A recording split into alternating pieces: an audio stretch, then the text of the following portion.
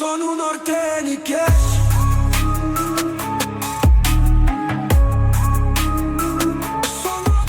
Bem-vindo, pessoal, a mais um episódio aí do Nortenicast. Esse podcast aqui ele tem a ideia de conectar tanta parte de engenharia, inovações e soluções práticas, principalmente aí para o setor do agronegócio. E hoje a gente vai falar de um tema que está sendo cada vez mais estratégico no campo, que é sobre os reservatórios de águas, né? São estruturas que parecem ser simples, mas são peças-chave para garantirmos aí tanto a segurança hídrica, produtividade e a sustentabilidade dessas operações agrícolas. Então, em um cenário onde a gente tem variações climáticas crescentes, cada vez maiores as demandas por recursos hídricos, então projetar, construir esses reservatórios se torna um diferencial competitivo e cada vez mais a gente precisa que esses projetos sejam bem executados, bem projetados e seja avaliado de diversas formas. Eu sou o engenheiro Sérgio Costa, estou no Grupo Nortene há mais de 12 anos, né? E convido vocês aí para participar desse bate-papo técnico com o professor Everaldo Mantovani.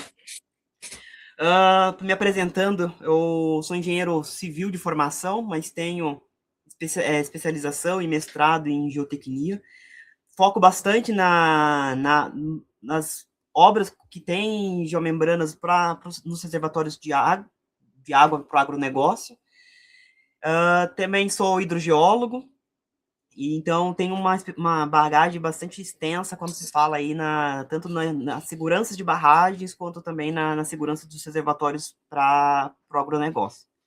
Bem, para começar, eu vou passar aí para o professor Mantovani, para ele que se apresente, né, um consultor bastante importante no mundo do agronegócio, e para que você possa apresentar e trazer um pouco aí da visão dele dos reservatórios, principalmente pensando aí nas questões mais da agrícola, não tanto da geotecnia. Da geotecnia, depois eu volto e falo um pouco mais sobre esse tema. Obrigado, Sérgio, né? Obrigado, Sérgio, obrigado a Nortene, né, por essa parceria que a gente vem desenvolvendo, né? Todo esse assunto me chamou a atenção e hoje eu faço um trabalho junto com a Nortene também, com diversas instituições, trazendo um pouco essa realidade das reservatórios, né, em função da importância para o agronegócio de irrigação do Brasil. Eu sou engenheiro agrícola, tenho mestrado, doutorado na área de irrigação, fui professor da Universidade de Viçosa por muitos anos, né? E hoje eu sou professor titular sênior, e eu, nesse período, uma coisa que eu gostei muito, Sérgio, foi que eu coordenei um grupo, 22 anos, grupo de estudos e soluções para a agricultura irrigada, que era o GESAI, onde a gente fez muitos trabalhos para o desenvolvimento da agricultura irrigada, e esse desenvolvimento da agricultura irrigada, a gente trouxe técnicos de alta capacidade, exatamente muito treinamento, né? E eu também difundi muito através de livros, palestras, eventos, treinamentos ao setor da agricultura irrigada, né? Tive o prazer de ter sido presidente da Associação Brasileira de Irrigação e Drenagem, hoje eu sou conselheiro, e eu sou consultor de associações de irrigantes, que eu tenho uma relação muito forte com a IBA, lá da Bahia, a Profi, lá do Mato Grosso. A gente desenvolve uma série de projetos relacionados ao desenvolvimento sustentável da agricultura irrigada, né? E esse assunto que nós vamos tratar hoje, que a gente tem tratado também nas revistas, em outros eventos, ele é fundamental para a agricultura irrigada. E a gente vai comentar um pouco sobre isso aqui e vamos levantar algumas questões importantes. Não, perfeito, professor. Então, deixo aí contigo para montar uma apresentaçãozinha, né, para seguir com essa apresentaçãozinha sua. E aí a gente vai trocando ideia após a apresentação sobre dos pontos, assim, dos aspectos construtivos do reservatório. Exatamente. Aí tem reservatórios para agricultura irrigada sustentável. É muito importante que a gente tenha consciência, o pessoal que está nos assistindo, né, que o desenvolvimento da agricultura irrigada é fundamental, a gente vai mostrar, para a segurança alimentar, mas ela tem que ser em base sustentável, né? E o importante é que esses reservatórios têm uma importância que muitas vezes as pessoas não têm consciência, é isso que a gente vai discutir. Mas ele tem algumas consequências, alguns cuidados, que o engenheiro Sérgio vai tratar aqui de maneira, numa forma de perguntas e respostas. Pode passar, por favor? Pode passar.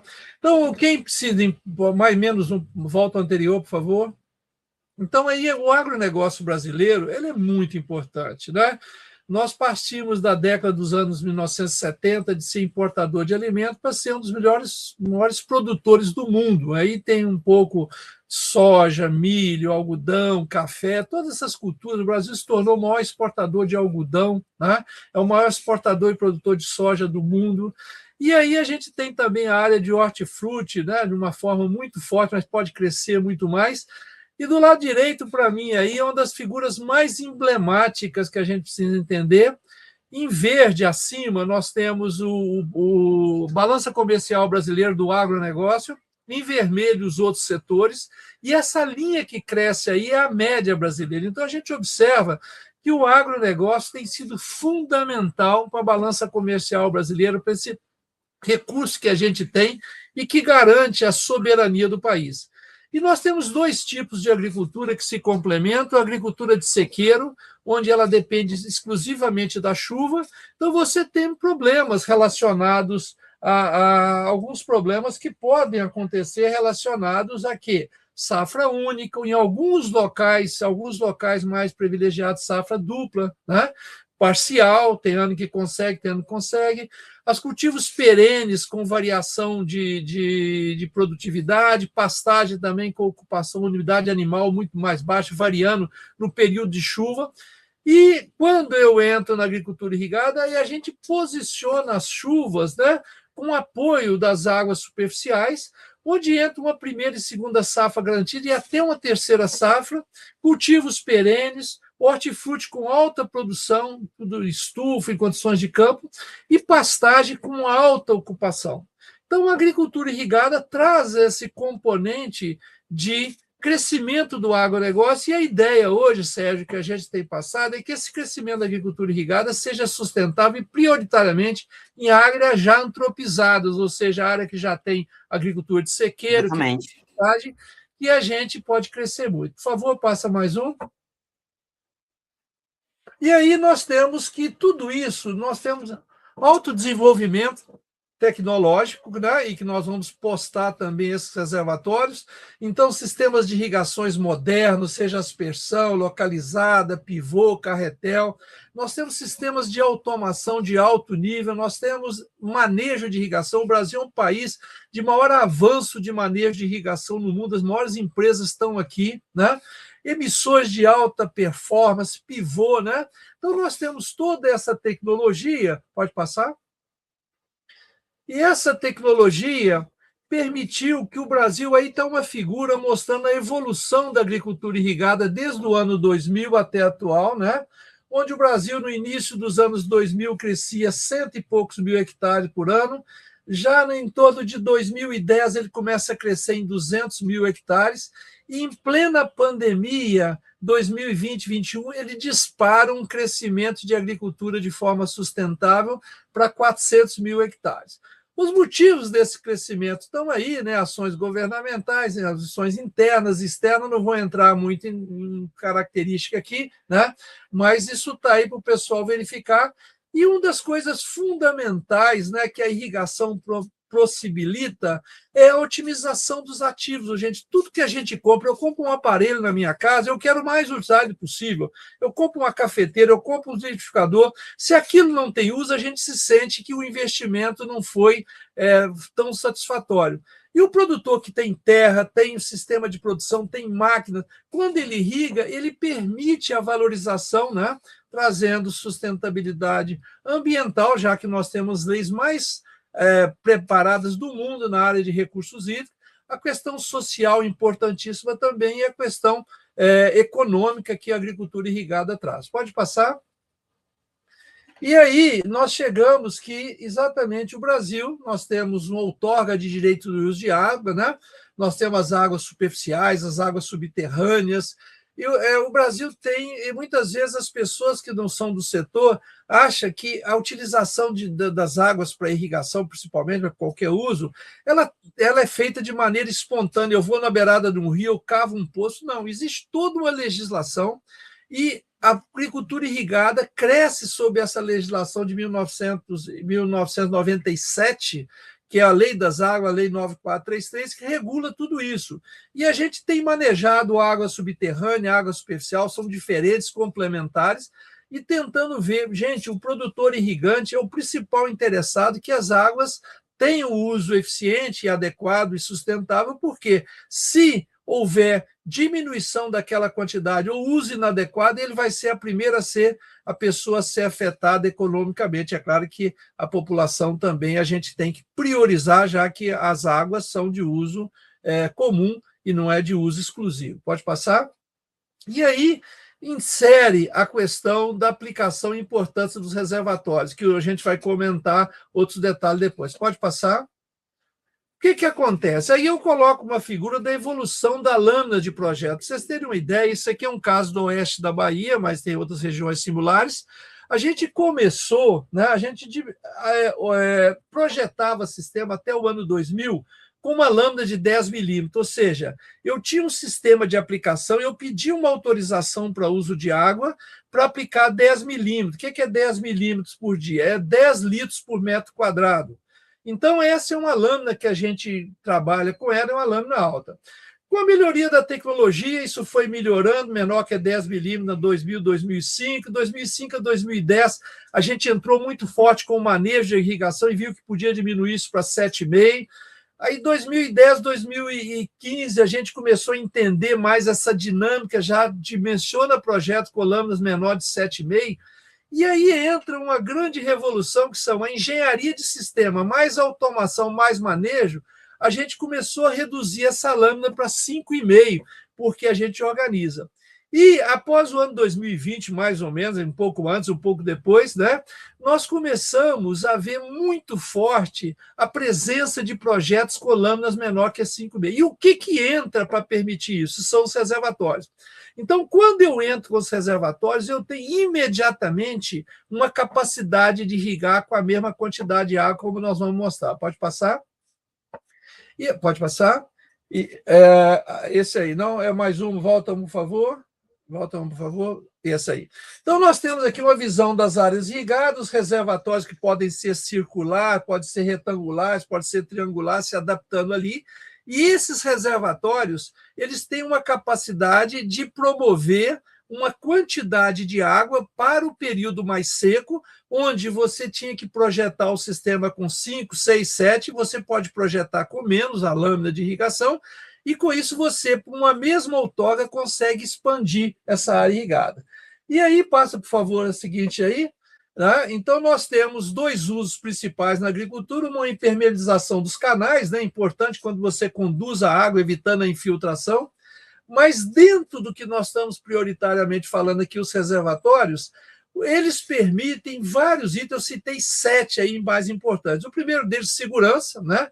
A presença do reservatório permite maior segurança da área irrigada, porque qualquer problema que você tenha no bombeamento, no motobomba, ou qualquer problema que você tenha ali uma reserva, né? É como um dinheiro aplicado, é como uma caixa d'água da nossa casa, acaba a água, você tem uma certa quantidade. Esse possibilita a irrigação através de um armazenamento de água, principalmente a irrigação de culturas de alto valor agregado. Então, eu não tenho muita água, eu reservo essa água do período das chuvas, quando os rios ou quando eu tenho mais disponibilidade, né? Correção de projetos com lâmina deficitária, muitas vezes, por causa do custo da irrigação, muitas regiões aconteceu no Cerrado com café e outras culturas, você tem sistema com baixa capacidade de aplicação. E a gente está observando o calor aumentando, todo mundo tem observado, isso também aumenta a demanda de água pelas plantas. Então, esse reservatório ajuda nesse processo. Uma coisa importantíssima que muitas vezes a pessoa não sabe, o custo da energia é muito alto, Então, sempre, quando você tem uma economia de energia, é fundamental nos custos de produção dos sistemas de irrigado, principalmente, né?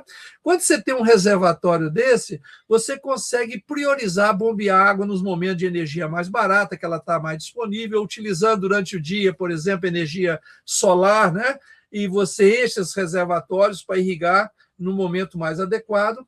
Ampliação efetiva da área irrigada, eu vou mostrar uma questão aí que ela é muito importante, essa ampliação ocorre mesmo.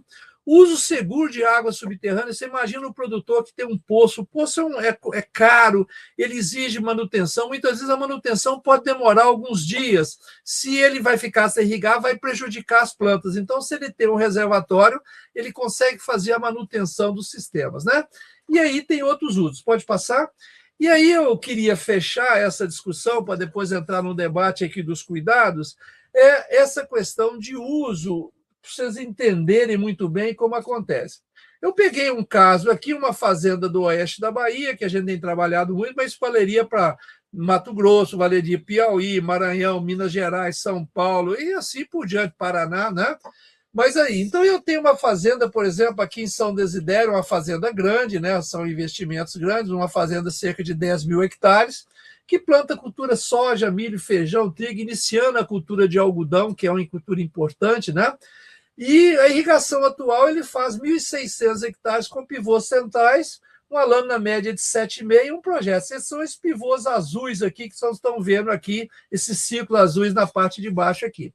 O que o mundo inteiro faz, Sérgio? Eu tenho um projeto 7,5 milímetros, eu vou continuar fazendo meus projetos com 7,5 milímetros, porque não vão, o pessoal brinca, né? Não vão mudar o time que está ganhando. Mas olha o que o Brasil consegue fazer, a tecnologia, né? Inclusive envolvido aí a Nortene nesse desenvolvimento. Então, na fase 2, eles tinham um poço, eles tinham uma disponibilidade, uma outorga de água, uma autorização de uso de 130 mil metros cúbicos por dia. Não preocupa com esse número, o que vai importar é a conclusão. Então, se eu falo, eu vou mexer em time que está ganhando, eu projeto com 7,5 milímetros, eu conseguiria irrigar para essa fazenda mais 1.730 hectares. Então, a água, que é um domínio público, cedendo essa água para a fazenda, com condições de segurança, poderia irrigar 1.730. Então, a pergunta que vem é a seguinte: é a melhor opção? Pode ser, mas vamos pensar, né? Trabalhar com bons resultados regionais, então a gente faz um estudo de demanda. Então a gente avança com o estudo, qual é a demanda de água da soja, qual é a demanda do feijão, qual é do algodão, do milho, e a gente observa aí que o feijão está com um ciclo vermelho porque ele vai ser plantado no período da seca. Muitas vezes o milho ou o próprio algodão pode ter uma demanda maior, mas parte dela é atendida pela chuva. O feijão é que vai precisar. Então a gente verifica que o feijão poderia ser, olha aí, 4,9. A gente modelou e falou, não, o feijão dá para 4,9 milímetros. Então, vamos projetar o sistema não com 7,5, com 5. E aí, ao projetar de 7,5 para cair para 5 milímetros, essa área que eu tinha uma certa quantidade, consegui irrigar 1.700 hectares, agora eu passo a irrigar 2.600, com a mesma água, né? Então, uma ampliação de 50% na área irrigada, que já é um ganho significativo. Mas a pergunta que vem é a melhor opção? Então vamos para frente. E aí entra o milagre do reservatório. Pode passar? O milagre do reservatório está aí nessa sequência aí. O que acontece? Então a opção 1 era irrigar com 7,5, 1.730 hectares. A opção 2, 5 milímetros, irrigar 2.600 e tal. Aí a possibilidade 3, e se eu ampliasse a área irrigada em mim? Algumas condições de controle. Eu preciso ter manejo, porque o manejo técnico, um sistema técnico de decisão me ajuda a posicionar. A baixa demanda e chuva e enchimento durante as baixas demandas de água, e a chuva eu encho os reservatórios. O bombeamento direto da outorga, ou seja, uma lâmina menor. Então, aquele bombeamento que eu estou fazendo do poço, né? Ele vai ser menor porque eu tenho complementação, né? Então, a proposta, uma lâmina ideal que atende a demanda de 5, uma capacidade de aplicação direta, ou seja, do poço eu tiro para atender 3,2 da principal cultura que exige água, e no caso é o feijão. E 1,8 eu vou armazenar nos reservatórios. Então, eu vou construir um reservatório, eu vou comentar quanto, Esse reservatório está do lado de baixo em 60 milímetros, ou seja, ele reservaria uma certa quantidade, 60 litros por metro quadrado para a área que foi irrigar, não preocupa com esse número. Então, eu chego, está em vermelho do lado esquerdo embaixo aqui, irrigar 4.030. Então, olha o milagre que a tecnologia está fazendo. Uma área que, uma água cedida pelo Estado, através de uma água de domínio público, o Estado cede para o produtor, irrigava 1.730, a gente irriga 4.030. Isso é mais emprego, mais renda, mais produto, mais tudo, né? E aí, observe aqui que os pivôs que estão aqui, roxo é a etapa 1, verde, verde escuro, vermelho, é a nova etapa irrigada dos 4.000 e poucos hectares. Então, eu tenho um reservatório que eu vou construir aqui, esse pontinho azulzinho aqui são os reservatórios, né? Na figura aí de acima, eu tenho os pontos azulzinhos, que são 1, 2, 3, 4 reservatórios, cada reservatório atendendo uma determinada área de expansão, e com isso a gente consegue irrigar os 4.030 hectares com a mesma água. Então, Sérgio, essa a importância do reservatório, que a gente vai calcular o tamanho dos reservatórios para atender essa demanda. Mas aí entra a questão fundamental que a gente precisa trabalhar, que é a questão dos cuidados que a gente está observando agora, rompimento de reservatórios, problemas em alguns reservatórios, né? Inclusive com lucro cessante, que você perde a cultura, perde o reservatório, tá certo? Então, esse é um pouco a importância, e a gente agora passa uma conversa que a gente queria trabalhar, o Sérgio é especialista, de ver o seguinte: qual que seria os cuidados, né? Os cuidados que a gente deveria ter antes da instalação dos reservatórios, durante a instalação do reservatório e após a instalação dos reservatórios. Não, perfeito, professor. Obrigado pela essa introdução. Acho que foi uma aula que a gente teve aí, uma aula gratuita do professor Everaldo, muito boa.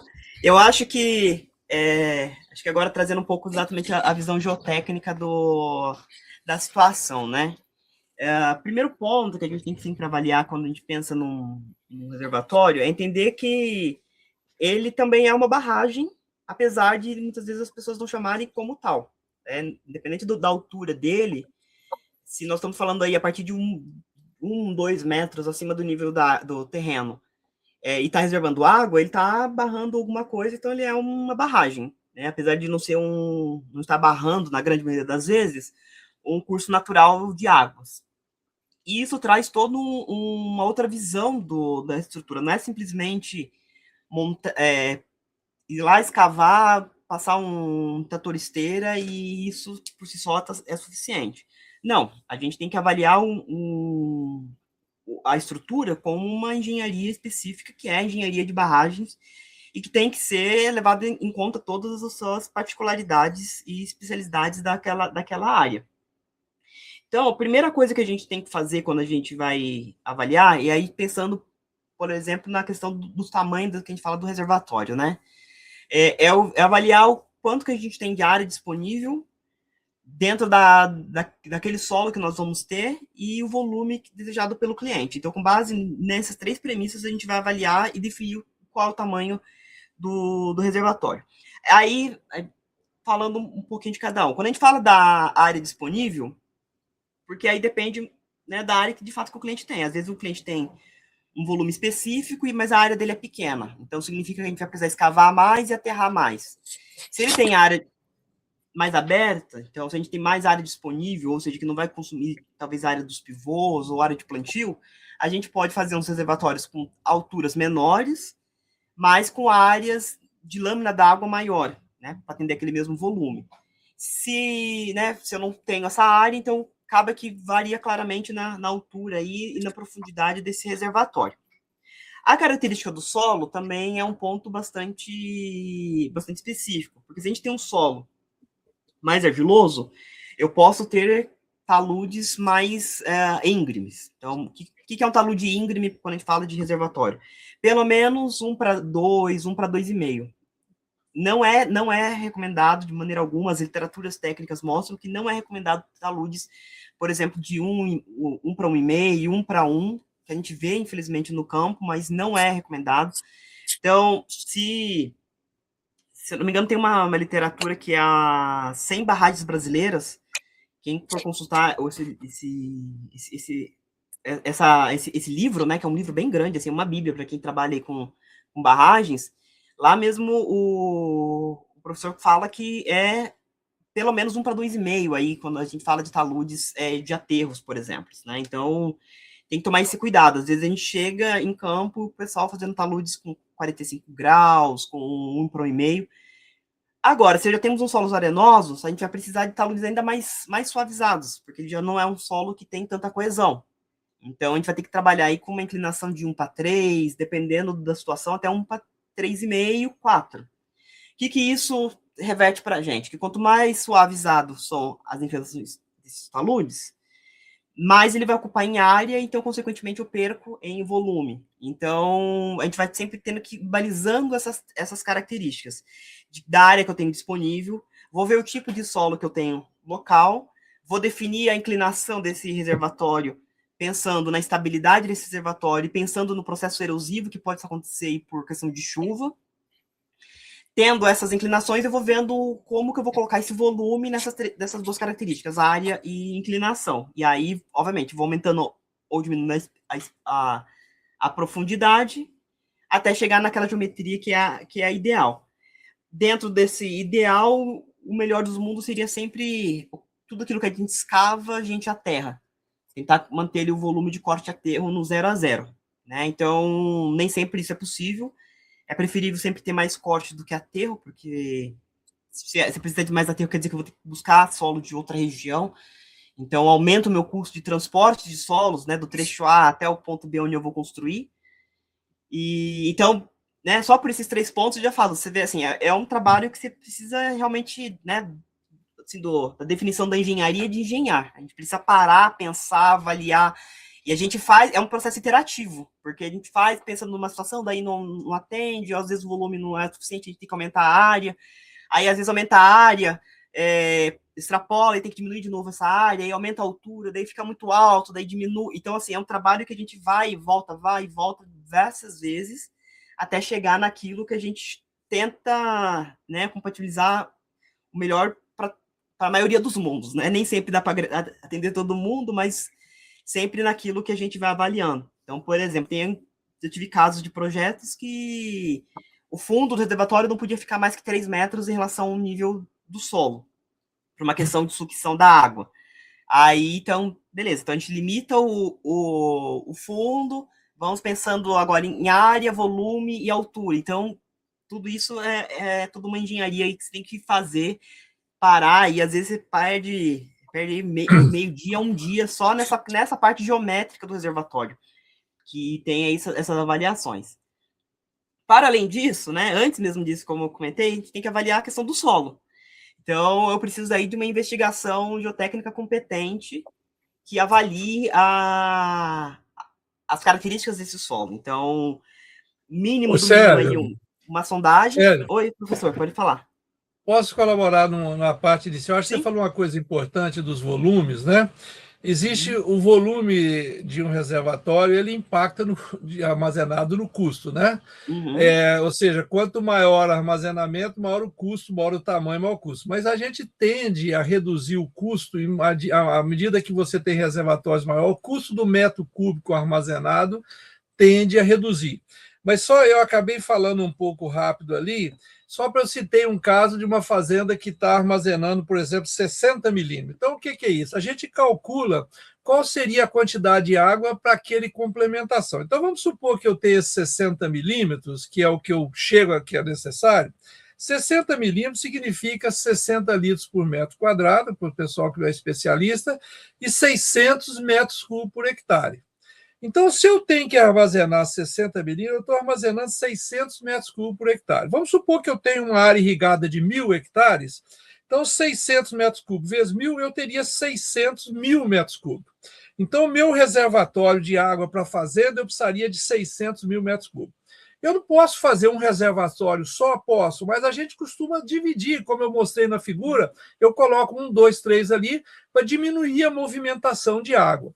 Então, aí o Sérgio está comentando exatamente isso, ou seja, essa construção dele, existe algumas questões fundamentais, que é um ponto que a gente sempre se fala muito, a inclinação dos taludes, que tem que ter uma certa questão importante de seguir a técnica, e segundo é o nível de compactação, que depende do solo também. É claro que vai ser revestido, mas essa captação... Então, esses são os pontos que a gente fala assim, o planejamento antes de iniciar a obra, você pensar nas questões do seu solo, né?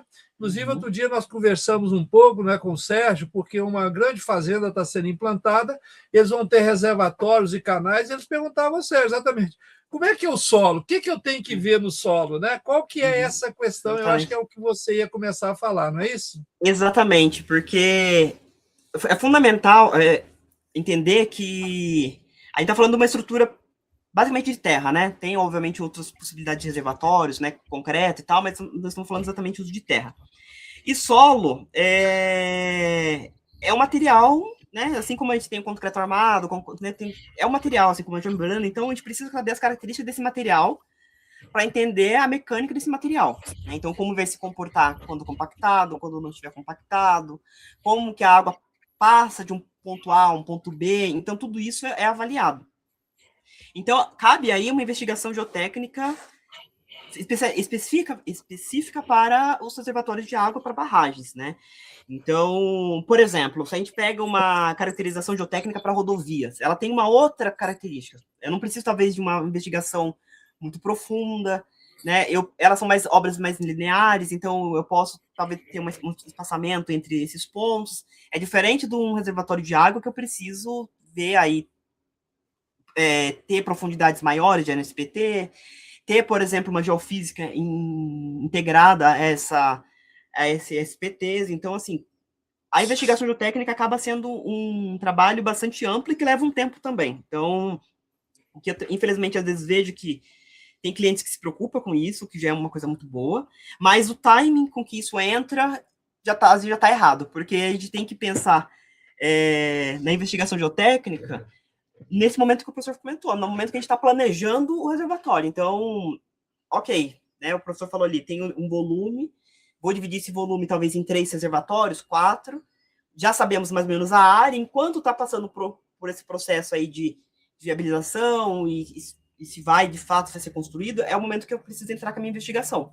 Porque daí, na hora que eu tenho toda a definição do reservatório, eu já tenho o conhecimento daquele solo e de como aquele solo vai se comportar. Né? E por quê?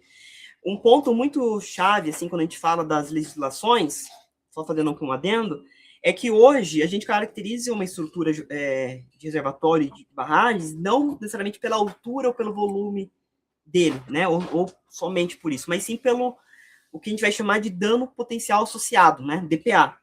O que é isso? É o seguinte, é o quão risco tem aquele reservatório ao ambiente onde ele está instalado. O que eu quero dizer? Uma coisa eu tenho, por exemplo, um reservatório de 2 metros de altura, mas que eu sei que daqui 100 metros eu tenho uma casa com pessoas morando.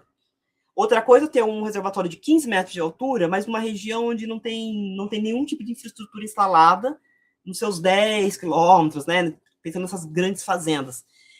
Por quê? Porque um reservatório, nesse caso, de 2 metros, é muito mais danoso se ele rompe do que um reservatório de 15. Então, o dano potencial associado, ele está avaliando essas características.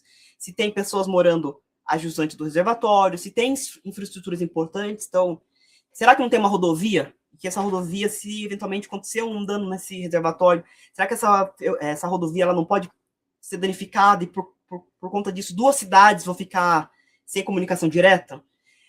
Será que não tem fábricas ou qualquer outra infraestrutura localizada naquela região que possa ser danificada? Então, veja que a altura do reservatório aqui não está influenciando tanto quanto o dano que ele pode acontecer, né? Então, por isso que é um ponto que eu trago bastante, assim, junto com a investigação. O dano que esse reservatório está associado naquele local é tão importante quanto a investigação, porque eu preciso fazer um reservatório para todas as situações, obviamente, seguras, mas eu preciso entender qual é o solo que eu tenho e como que eu consigo trabalhar as suas resistências, né, todas as suas características para aquela estrutura. Então, isso é importante, porque a gente precisa ter esse tempo para avaliar esse reservatório, tentar colocar ele no menor dano potencial associado possível, né, em categoria baixa ali, e ao mesmo tempo eu preciso garantir a segurança dele. Então garantir o risco e segurança ao mesmo tempo, né? Apesar desses dois Aí, Sérgio, temas próximos. eu posso entrar nessa conversa, que tem um ponto aí, eu acho que a gente que é muito da área de agrárias, né, na área de irrigação, então a gente está falando um pouco de antes de instalar o reservatório, né? Então Exatamente. você está ali, é como vai fazer uma estrutura e tudo mais. E aí a gente tem um pouco de dúvida, como é que é esse estudo? Porque até a gente preocupa também com canais muito longos, né? Mas reservatórios grandes. Existe uma metodologia, existe uma legislação, como é que você avalia essa questão, né, da parte do solo, né, da parte de geotecnia? Existe uma metodologia, Sérgio? As metodologias vão seguir as teorias clássicas da mecânica dos solos voltada para barragem, tá? Isso não muda, tá? Por isso que eu comentei lá atrás que um reservatório é uma barragem, apesar de que não é só porque estamos falando do agro que ele tem um outro nome, não, é uma barragem. A única coisa que nós convencionamos que no agronegócio chamaria esse de reservatório. Mas ele tem que seguir essas metodologias e essas características. Então a gente vai avaliar a estabilidade física desse reservatório, é uma das primeiras condições, mas a gente vai avaliar o risco de piping, possibilidades de liquefação, possibilidade de solos colapsíveis, possibilidades de erosões. Então, assim, a gente vai avaliar todos os mecanismos possíveis que tem de ruptura, porque a gente está querendo evitar a ruptura. Então, a gente avalia esses mecanismos e trabalha para que eles sejam evitáveis. Então, essa é a principal metodologia que a gente vai seguir. A gente tem normas brasileiras hoje que dão ali os caminhos, né? As normas, eu gosto muito porque elas são bem abrangentes, ela dá os caminhos que a gente tem que seguir, mas ela também deixa aberto para o projetista definir qual é a metodologia, o método que ele vai utilizar para atender aquela condição. Tá? Então, novamente, assim, tem que fazer uma investigação geotécnica prévia, pensando exatamente nessas características. Olha, a gente vai colocar esse reservatório aqui. Ele, preliminarmente, ele vai ter tantos de escavação, né? A profundidade dele é tanto, a altura vai ser essa, e a partir disso a gente começa, então, a planejar a nossa investigação geotécnica. Começar, assim, acho que o primeiro de tudo que eu diria é a gente começar com o SPT. Eu acho que é o mínimo do, assim, não tem como falar de uma estrutura dessa magnitude, desse porte, né, e de termos econômicos, sem falar de um NSPT. Porque a sondagem da percussão, ela vai trazer ali para a gente a resistência local daquele solo, vai trazer ali as características daquele solo, já vai dar alguns indícios para a gente do que a gente vai encontrar. A partir desse momento, a partir do momento que eu tenho as sondagens e tenho definido ali os perfis geológicos daquela região, eu parto para a investigação mais que eu falo que é pontual, né, que é o de laboratório. Aí eu vou lá, coleto amostras desse solo local e faço toda a caracterização física desse material. Então, entendo qual é a granulometria dele, permeabilidade daquele solo, como ele se comporta quando compactado. Vamos fazer ensaios triaxiais para verificar a resistência. Então, a gente traz agora o conhecimento, né? A gente está vindo no macro, que a gente diria que é as sondagens, SPT, e a gente entra no micro, que seria exatamente o conhecimento de cada camada, de cada compartimento geológico, e qual desses solos que a gente vai encontrar naquele local vai ser utilizado para a construção dos reservatórios em si. Então, o ensaio, por exemplo, procto normal é fundamental assim, para a gente definir... Como é esse ensaio? Como é que chama esse ensaio? Ensaio procto normal. Aí vem uma pergunta também que todos nós temos. Esse trabalho, porque, por exemplo, um reservatório, né, é um custo muito alto. Muitas vezes o pessoal vai economizar. É um custo muito alto uma estrutura dessa, porque, por exemplo, ninguém faz uma casa num prédio, né, sem analisar a estabilidade daquilo. E nós estamos falando, gente, de reservatório de 5, 10, 20 hectares para suportar uma agricultura irrigada de alto nível. A gente viu outro dia que rompeu uma estrutura dessa, então você, além de romper e perder todo aquele serviço, ela passou essa frente de água eliminando toda a produção numa área muito grande e afetou a produção das outras áreas que o reservatório ia dar sustentabilidade. Aí eu pergunto, é um estudo muito caro, muito difícil? Como é que, porque eu vejo pouca gente, menos gente fazendo o que devia. Aham. É o que eu falo, assim, é caro até que ponto, né?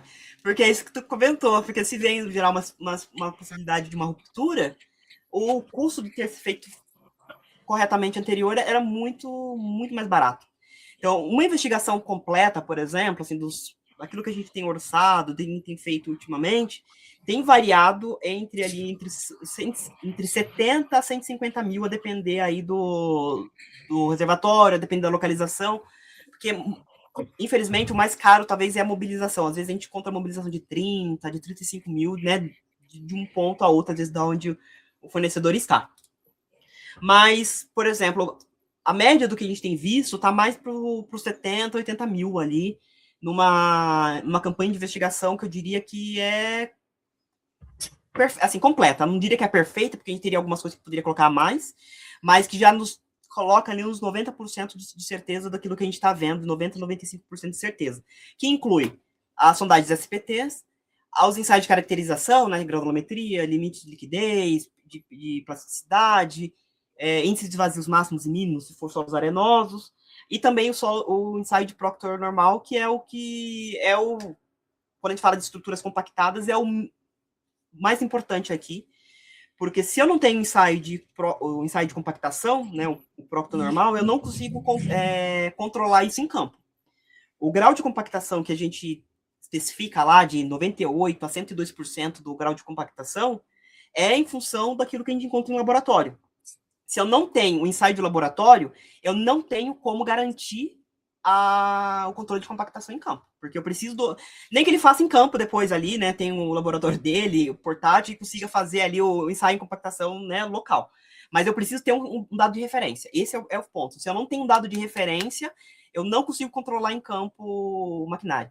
Então, o pessoal pode falar assim, estou passando aqui com o meu pé de carneiro, com um rolo liso 6 vezes. Ok.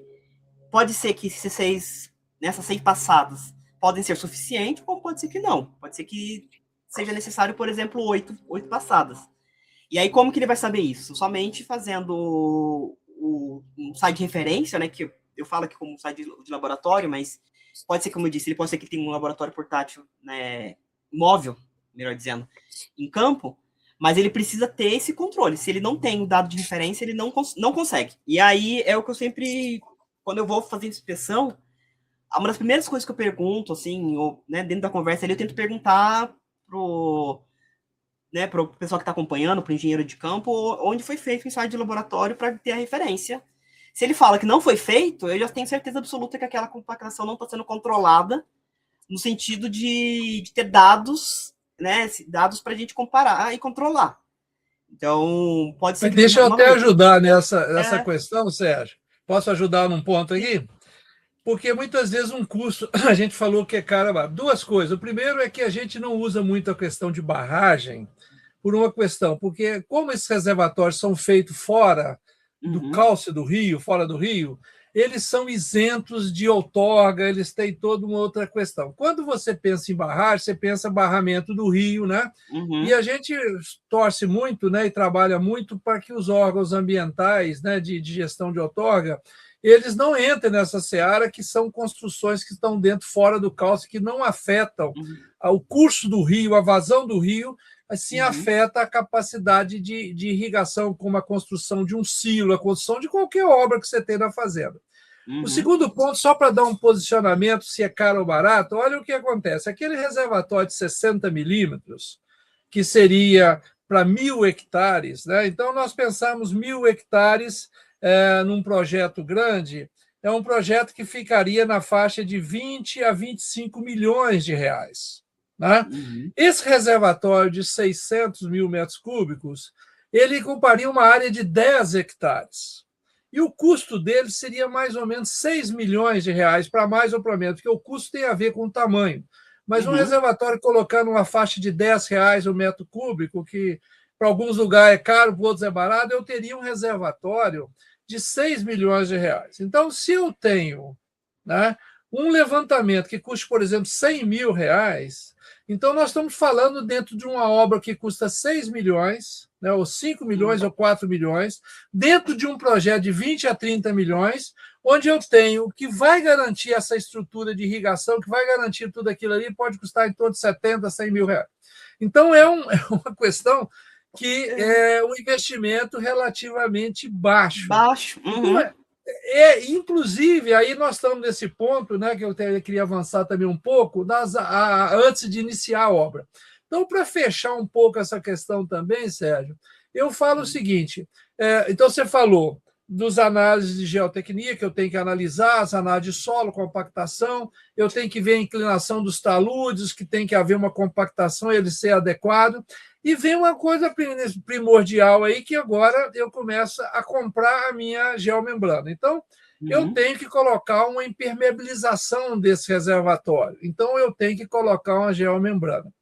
Aí, nessa compra do material, né, é claro, né, a gente conhece a qualidade de fabricação é fundamental. Eu queria que você falasse um pouco da escolha desse material, depois a gente vai falar durante a obra. Como é que eu escolho uma geomembrana? Porque eu vejo muita gente economizando, colocando membrana de 0,8 milímetros, caindo ali um custo ali nesse total muito significante. O que você me fala dessa escolha do material em relação à fabricação e à espessura? Não, perfeito. Eu só finalizando aqui os tópicos, né? Só do tópico anterior, antes de entrar nessa questão da geomembrana, né? Eu concordo contigo quando você fala da questão da barragem, mas quando a gente pensa em dimensionamento, não tem outra maneira de não seguir essas linhas de características, sabe?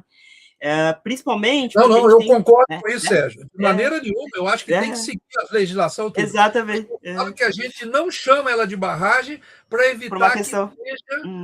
Agora, a questão técnica de um barramento que seja fora do cálcio tem a mesma coisa. Concordo plenamente. Viu? Não, perfeito. E um ponto só, antes de entrar nesse assunto da geomembrana, não sei se o pessoal sabe, mas é bom sempre ressaltar, é que o dono do empreendimento é tão corresponsável quanto o engenheiro que assina a obra em caso de rupturas. Tá? Então, isso não exime ele das questões legais, porque ele é corresponsável pela ruptura ter acontecido. Dele pode falar, mas eu não sou engenheiro, não conheço. Mas assim, se você evitou de gastar, entre aspas, com uma investigação, e você foi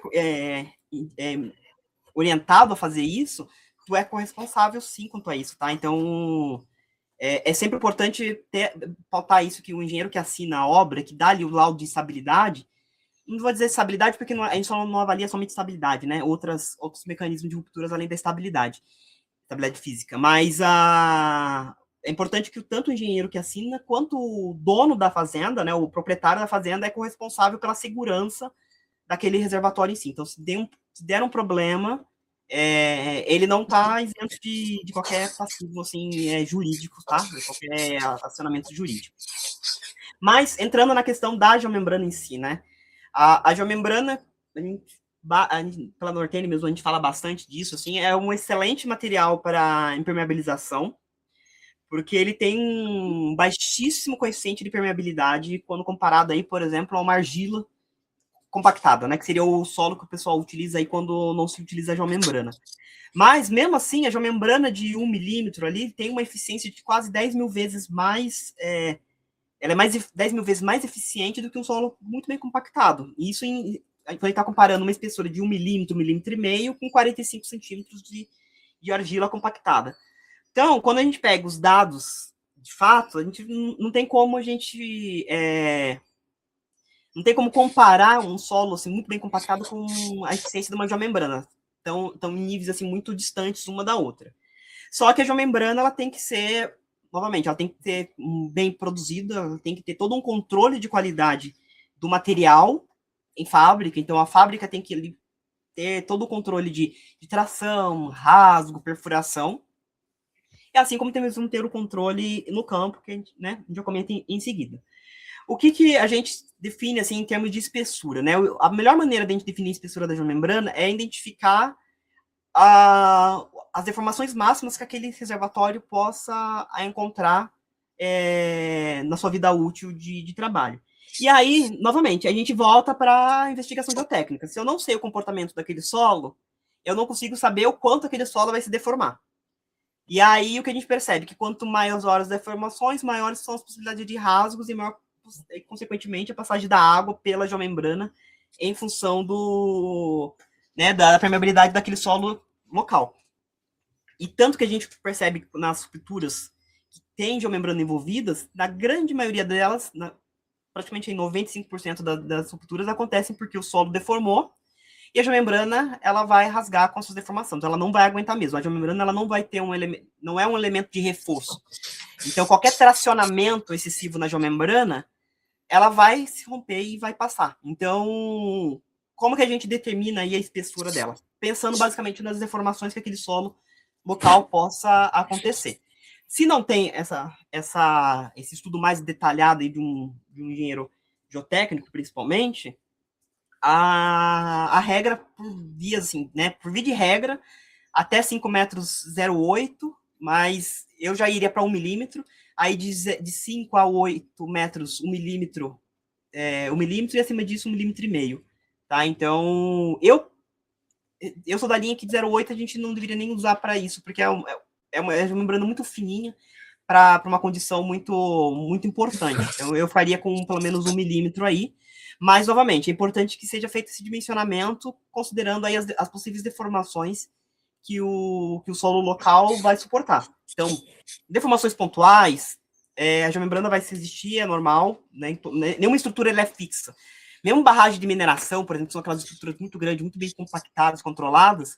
Quem faz relatórios de inspeção de segurança vê ali nos marcos que ela se mexe. É uma estrutura que tem a sua mobilidade, vamos dizer. Claro, a níveis milimétricos, né? Ela não pode andar centímetros ou metros, mas ali na variação milimétrica, ela tem horas que ela vai mais para frente, um pouquinho mais para trás, ela tem uma variaçãozinha ali que é normal. Então, todas as estruturas... Então, se eu entendi bem, eu acho que vai ficar aí o seguinte, apesar de 0,8 poderia ser utilizado em reservatórios menores, tá? A gente acha que a partir de 1 milímetro, né, de 5 a 8 metros, que é o que a gente utiliza, 1 milímetro, né?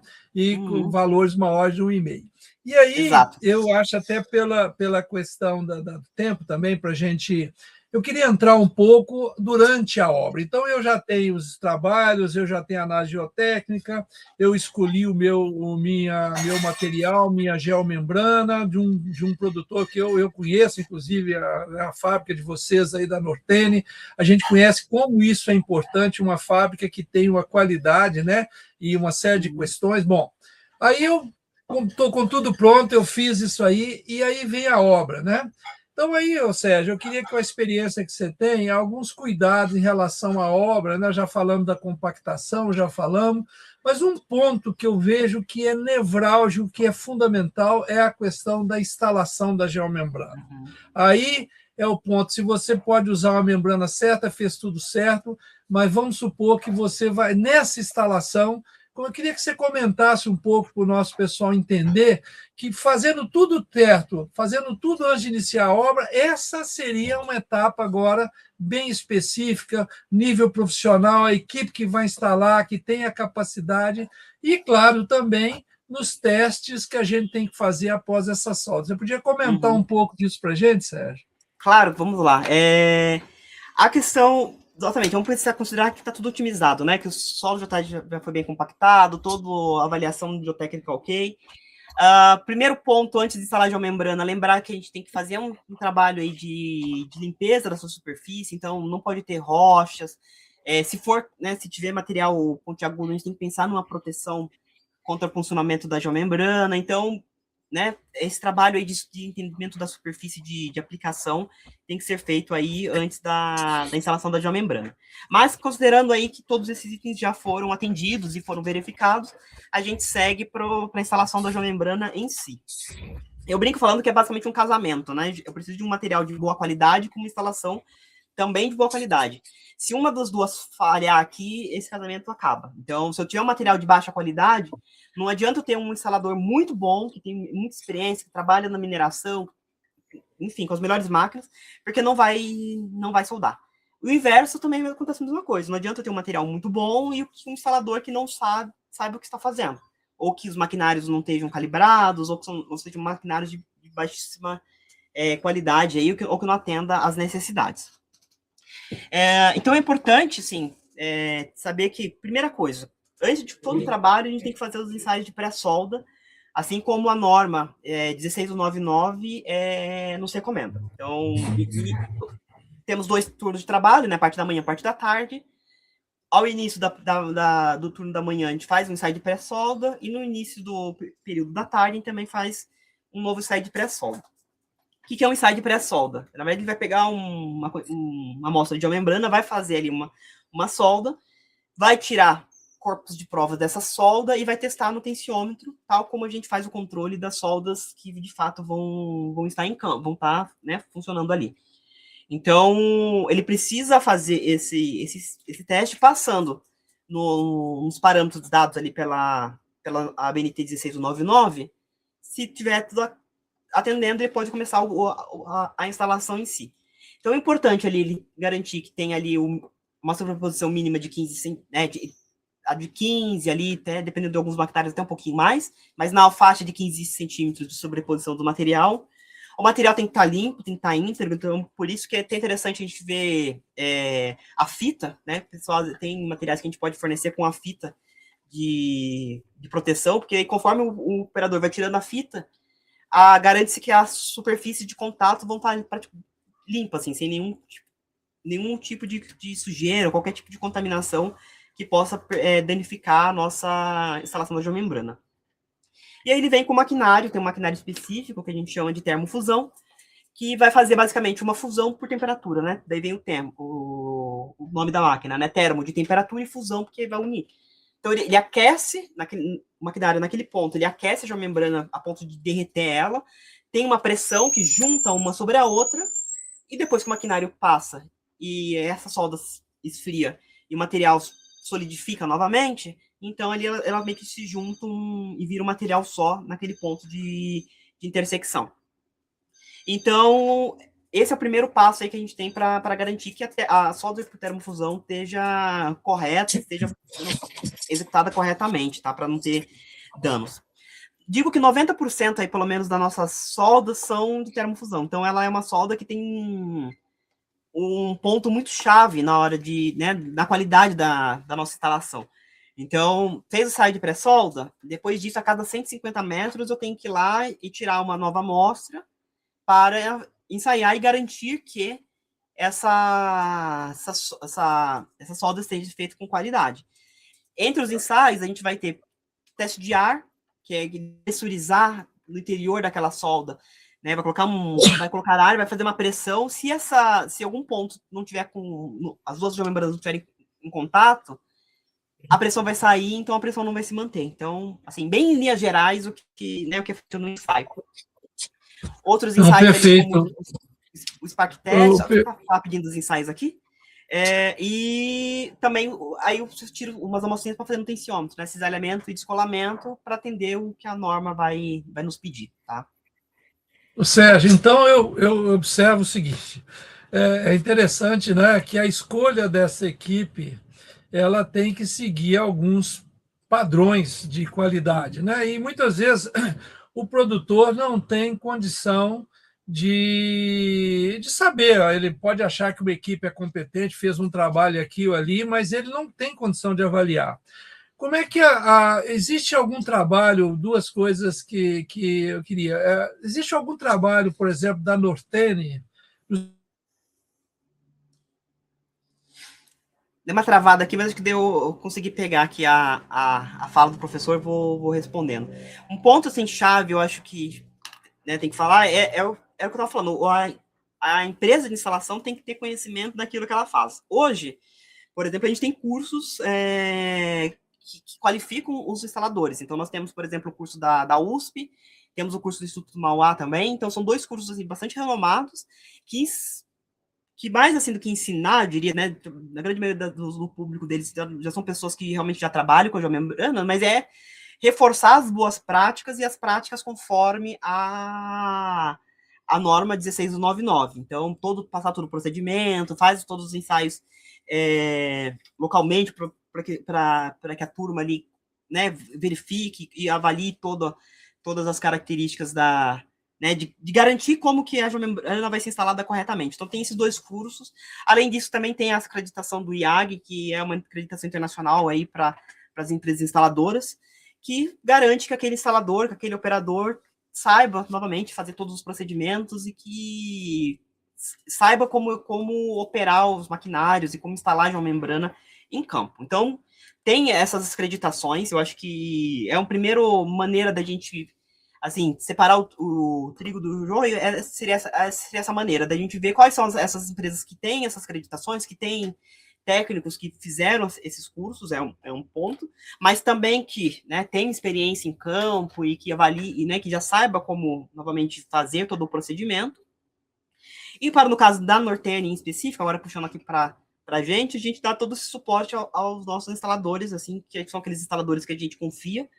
E então, assim, temos trabalhos assim de atualizações, temos uma relação muito próxima com os nossos instaladores, a fim de garantir aí que eles, né, reportem todas as situações boas e até ruins que estejam acontecendo, para que a gente consiga atuar e minimizar ao máximo os impactos né, das instalações. Então, da Nortene, a gente sempre faz esse trabalho aí de reunião com os instaladores. Sempre estamos novamente próximos, assim, a gente costuma ir em obras juntos, para a gente, né, fazer as inspeções juntos, até para que quando vê uma situação, ele já fala, olha, aqui vai ser feito um manchão, a gente não fez ainda, porque a gente está finalizando uma área, aquela região ali a gente vai fazer vai ter um trabalho ali de vedação, então a gente vai fazer aquilo no outro momento, porque às vezes a gente pode encontrar, né, durante o próprio processo acontecem algumas avarias e que acaba sendo até normal. Então, às vezes, uma solda que possa queimar, porque às vezes enroscou, às vezes um furo que aconteceu porque algo caiu, ou porque alguém pisou. Então, assim, isso pode acontecer e simplesmente chegar lá e falar assim, olha, isso aqui está errado, não funciona. Então, é bom estar com o instalador, porque ele vai falando, tipo, olha, aqui nós vamos fazer um manchão, os manchões estão sendo executados dessa forma, a gente está fazendo os ensaios para controlar os manchões e garantir que eles estão sendo feitos da melhor maneira possível. Então, essa aproximação que a gente tem acaba sendo muito benéfica para ambos, para garantir que aquele material que a gente espera que tenha chegado lá com toda a qualidade possível, ele também esteja sendo instalado e que qualquer situação que a gente precisa resolver, fábrica e instalação esteja em campo no mesmo momento ali para resolver isso.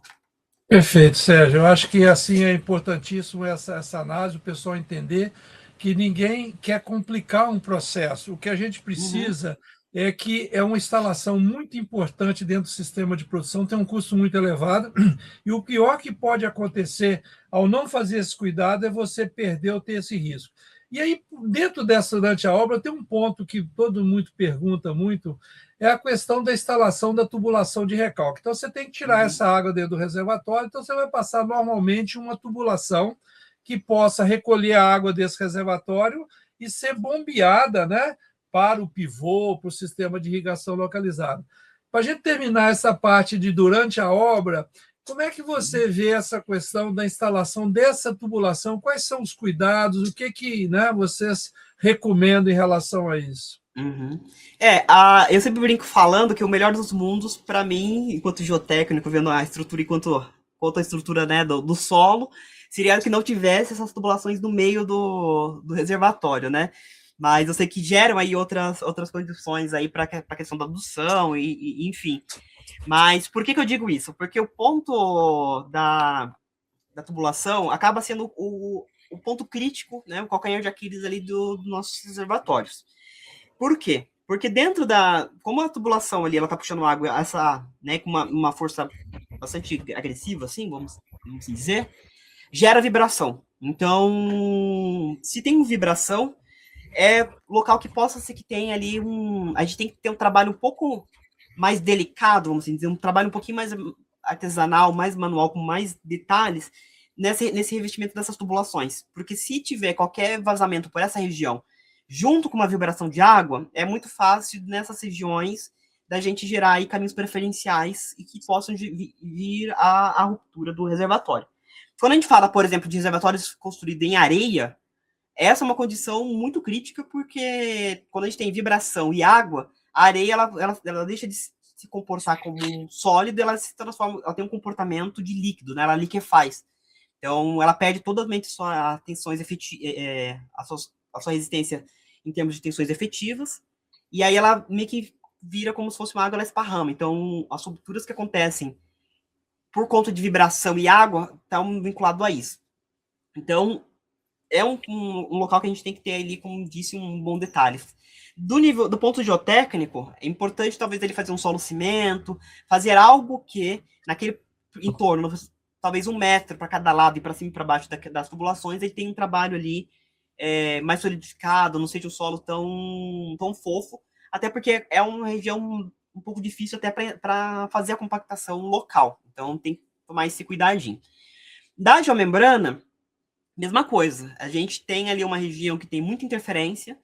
É uma região que a gente que estamos ali juntando uma região que é inclinada, né? Então não estamos no plano total. Então já tem uma certa dificuldade do operador trabalhar no plano inclinado. Fora que eu também tenho o circulado da tubulação. Então a gente inclui a dificuldade do plano com a dificuldade da estrutura circular. Então, a gente precisa fazer ali todo um trabalho de extrusão, de solda por extrusão bem executado, garantir ali, talvez, se possível, 2, 3 abraçadeiras, para garantir que se uma abraçadeira falha, temos uma segunda, para que a água não passe entre a geomembrana e a tubulação, e tentar fazer ao máximo ali com que as vibrações não abram, não gerem riscos à solda por extrusão. Porque eu já tenho visto, às vezes, como é um local bastante crítico, assim, né, novamente, para fazer a compactação, conforme vai acontecendo essa vibração, tem um processo, acaba gerando até processo erosivo, se for areia no tardosa ali da geomembrana. E aí a geomembrana vai criando um vácuo, conforme o empuxo hidrostático da água na geomembrana, essa solda por extrusão se abre, e aí é onde começa a passagem de água. Então, novamente, acho que na região de tubulação, assim, né, recalque de água, é o local que o instalador tem que parar e assim, nem que dedique dias para isso, porque é o ponto mais crítico de todo o reservatório, sabe? Eu gosto, assim, quando eu estou projetando, de colocar a rampa de acesso do reservatório exatamente nessa região.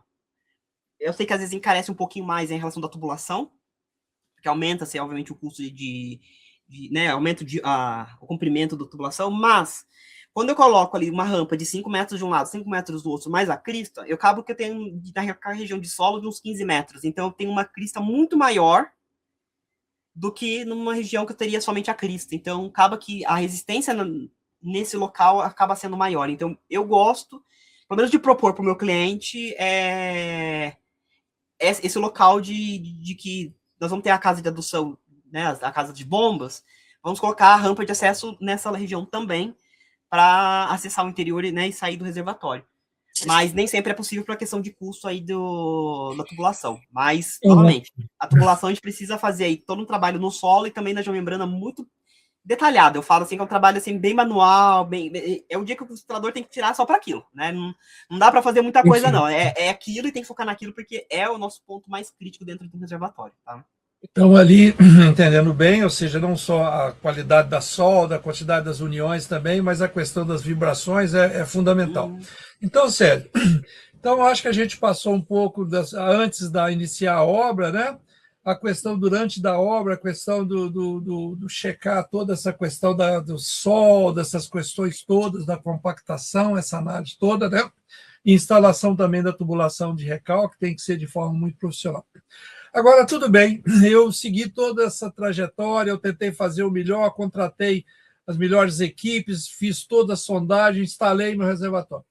Agora, após a obra, né?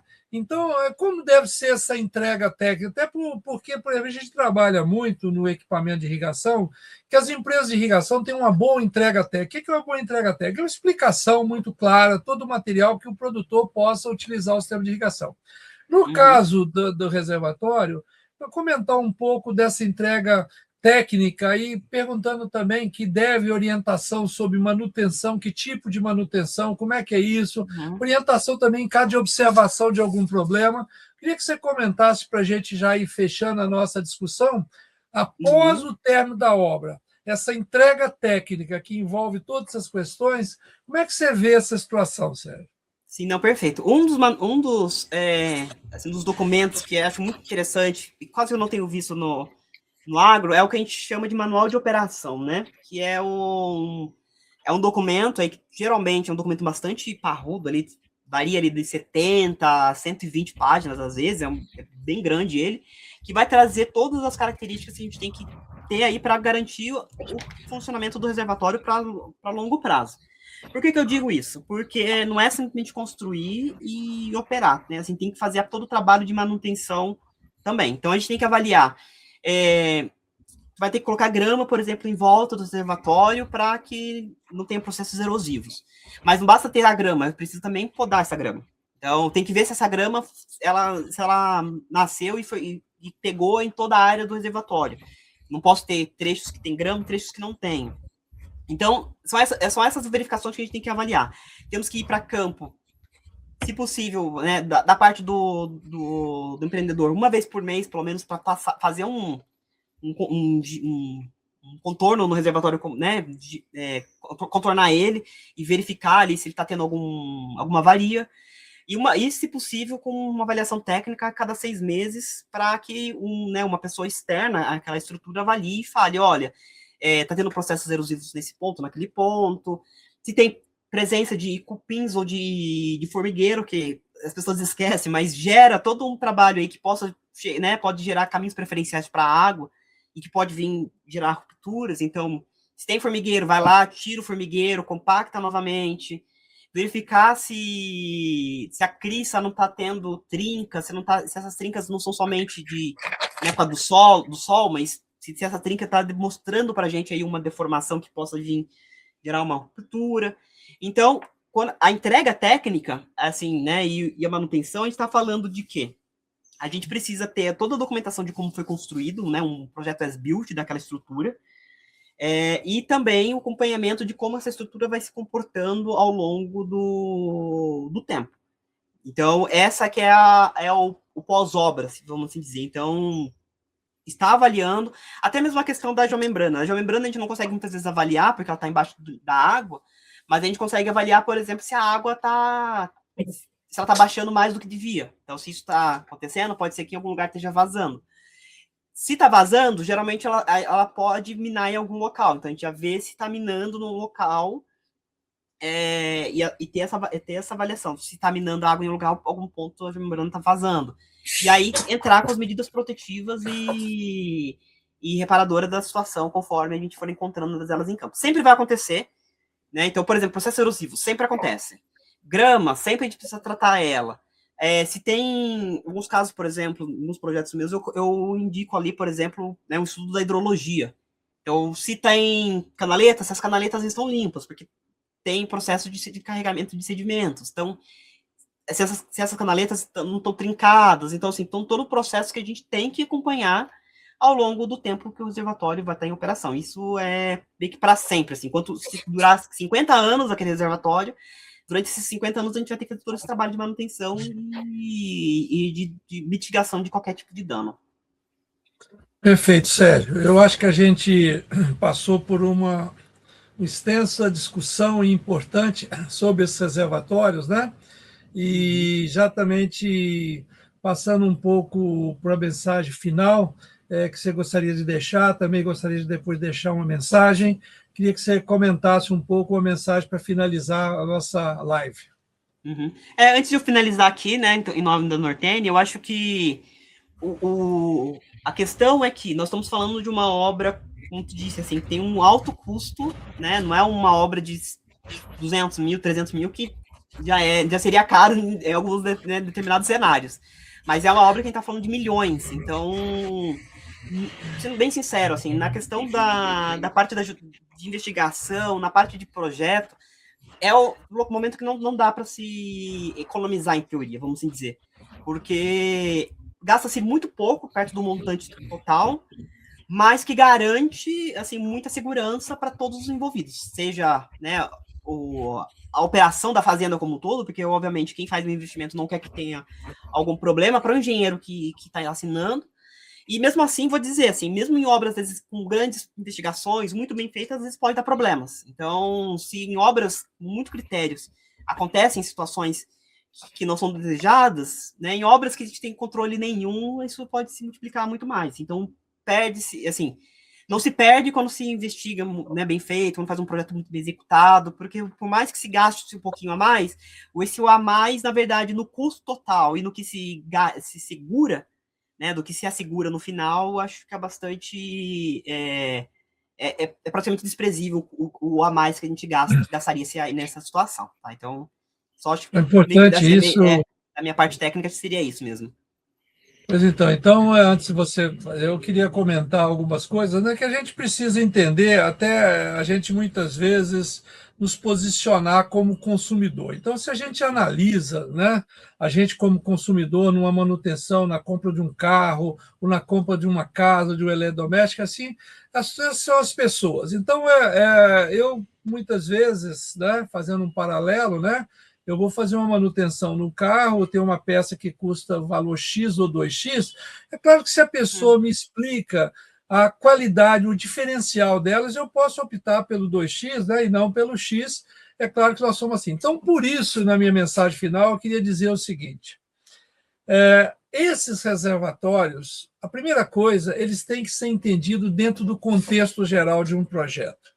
Então, aí, se a gente vai fazer um reservatório por fazer, sem um determinado plano diretor de irrigação, muitas vezes a pessoa não avalia bem, porque ela não sabe a importância. Então, eu peguei aquele exemplo, né, onde o reservatório, a estrutura, pula de 1.700 para 4.000 hectares irrigados. Então, quando a pessoa enxerga isso, da importância do reservatório dentro do sistema de produção, tanto para expandir a área irrigada, quanto a segurança de manutenções, tanto também a questão de custo da energia, que diminui, que você pode otimizar o uso da energia, e toda a segurança. Então, você verifica que esses reservatórios eles são conectados diretamente com a sustentabilidade de todo o processo produtivo. Nesse sentido, você enxerga a importância dele e aí você fala, bom, eu vou seguir todas as, entre aspas, complicações necessárias de qualquer obra, que é e antes de iniciar a obra, durante a obra e após a obra. Né? Então, esse tipo de questão é fundamental. Então, é muito importante que todas as pessoas envolvidas nesse sistema de produção, seja produtor, seja o técnico, seja o pessoal da fazenda, seja os consultores, todo mundo, tenha a ideia que nessa construção não adianta fazer simplificações que pode comprometer. Digo, ninguém quer rasgar dinheiro, mas é importante que a gente tenha uma boa orientação, como eu falei, da construção, dos testes anteriores, da compra da geomembrana, da instalação e de todo o processo. E o Sérgio comentou uma coisa importante, que é exatamente um manual, né? E, inclusive, pode ser de tantas páginas, né? E a gente sempre vê esses manuais, a gente tem os pontos principais que veio no início, um resuminho. Então, olha, os cuidados ali. Então, eu deixaria essa mensagem, a importância, agradecer, né, sempre a disponibilidade do Sérgio para a gente trabalhar junto nessas questões todas e, mais uma vez, dizer, não só como consultor, não só como pesquisador, professor, a gente tem muito compromisso com o setor. E isso que nós tratamos hoje em relação à qualidade dessa estrutura, ela é fundamental não só para a fazenda em si, não só para aquele empreendimento, mas toda a estrutura de produção que a agricultura irrigada participa. Muito obrigado. Não, eu que agradeço, professor. É só o último ponto que eu quero, antes de finalizar mesmo, porque eu esqueci de comentar, mas eu acho que também é importante aqui para uma palavra final, é que essa questão técnica que tu falou. Acho que é importante ter aí as equipes técnicas de todas as áreas envolvidas, né, independente de qual área que seja, aí, instalação, geomembrana, compactação, parte de irrigação, todas elas têm que ter, assim, tem que ter base de conhecimento, elas têm que saber o que estão fazendo. Não é o tipo de obra que dá para a gente se aventurar considerando aí né, às vezes somente o custo. Acho que tem que avaliar todo o contexto, né, assim, né, técnico, entendeu? Todo o conhecimento que essas equipes possuem para executar aquela obra da melhor maneira possível, tá? Então acho que é isso, pessoal. Acho que a gente chega aqui no final de mais um episódio do NorteNcast. A gente tratou aí nesse podcast aqui bastante a questão dos reservatórios, então vimos aí quais são os elementos estratégicos para garantir toda a eficiência operacional, falando até um pouco de custo, né? Para mim, essa parte de custo também é um pouco acaba sendo novidade, porque como eu não estou na linha de frente direto na questão de implantação e tal, mas acabou trazendo isso. Acho que ficou bem claro aí, né, que um bom projeto, com uma boa execução de todas as áreas possíveis aí, eu acho que ela faz toda a diferença, tanto no desempenho quanto também na durabilidade com que essas estruturas têm, porque ninguém constrói um reservatório desse para né, 1, 2 anos, são reservatórios para muitos anos, tá? E acho que é isso, acho que esse é um conteúdo, né, que faz sentido, né, para você aí, enquanto, né, seja do agro, seja para alguém que está querendo entrar. Acho que é interessante aí compartilhar o conteúdo e no que precisar, estamos à disposição, né? Então, eu, Sérgio Costa, aí fico à disposição como Nortene para auxiliar naquilo que for preciso e no que puder, a gente vai fazer o nosso melhor, assim, tá? Agradeço a todos que assistiram, que nos acompanharam aí nessa conversa. Sono un Nortenicast.